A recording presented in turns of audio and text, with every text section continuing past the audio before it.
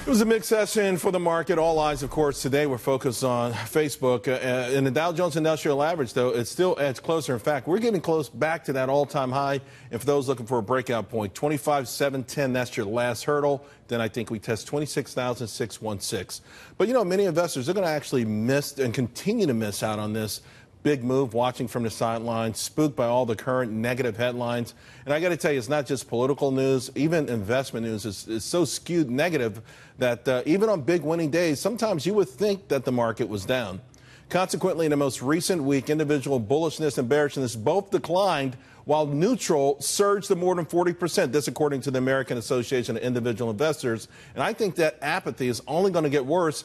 If the market rallies higher, then people are going to sort of lament and say, oh, golly, I'll buy on the next pullback. Of course, most never do. You know, many investors also are confused about the tariff situation, thinking that it hurt the market, when in fact, I got to tell you, this market is up huge from the lows of the year. And now there are, of course, companies that are making excuses when, in fact, it's management that's falling short. So if the shortfall begins, here's a hint for you. If it begins at the top of the income statement at revenues, don't buy any of those lame tariff excuses. They're just the new weather excuses. And joining me now, New York GOP strategic advisor, One Empire Group founder and CEO, John Burnett. First, let's just talk about this overall sort of, it's interesting because we have this rally, we've had it for a long time, and the individual investor hasn't really bought into it, and it frustrates me to no end, but I think it's getting worse. I mean, to me, neutral is apathy, it's indifferent.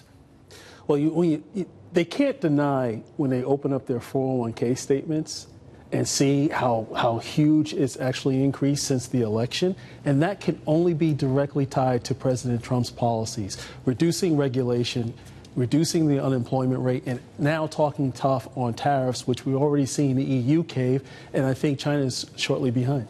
I want to talk a little bit about now being careful that when a company says, hey, it was tariffs, you know, for instance, Whirlpool. I looked at Whirlpool. Their cost of goods went down.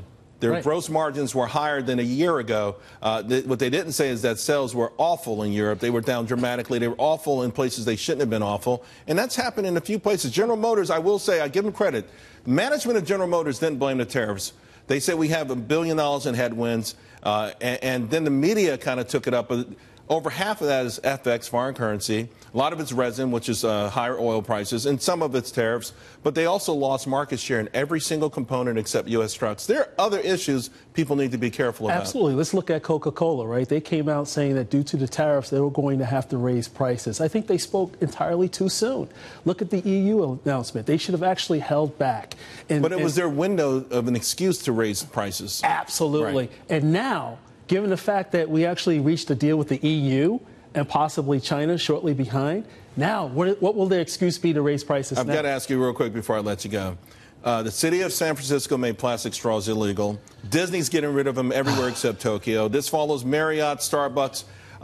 There are studies showing that this whole thing about, listen, this big plastic island, whatever plastic is in the ocean, the components from straws is less than 0.3%. Over 40% come from fishing nets. So is this virtue signaling? Is this like, hey, I'm cool, I'm hip, I care about you? I mean, I find it crazy. Liberal activism is less about making sense and more about making a point. You know, if we really want to do something about the plastic waste in the ocean, let's talk to China. A lot of their dumping and their waste in the ocean is showing up on our shores. That's how to fix this problem. You know what?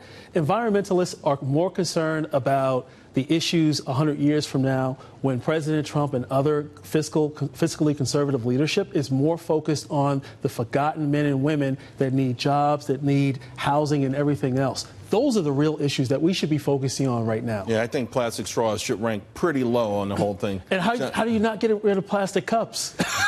Tell me about it. Thank you very much, John.